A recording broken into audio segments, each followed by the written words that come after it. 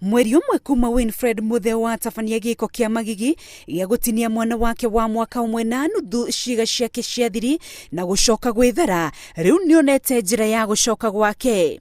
Mutheo arerĩkana aracokire ira ũtukũ kũrĩa maikaraga na mũthuriwe mwena wa Kamandura Limuru thutha wa gũkorwo agĩethanwo nake nĩ honge cia ũgitĩri.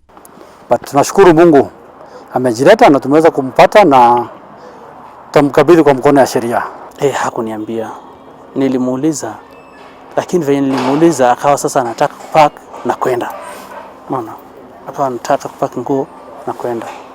Muthuri wa Shelton Mwamburi arathingiriria kwenda kumenya kĩrĩa gĩatũmire mũtumia wake eke gĩiko kĩu, kuona matiarĩ na ngucanio cia kĩmũciĩ kana haranio. Kitambo aje kutendea mtoto hivyo, tulikuwa vizuri kabisa. Asubuhi alinipikia chai vizuri kabisa.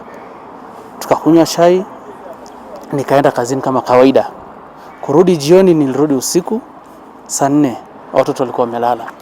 Sasa asubuhi yake ndio nikuja kugundua mtoto kumbe alikuwa shafanyiwa hicho kitendo. Ameweza kupatikana, amekuja kwake nyumbani jana usiku.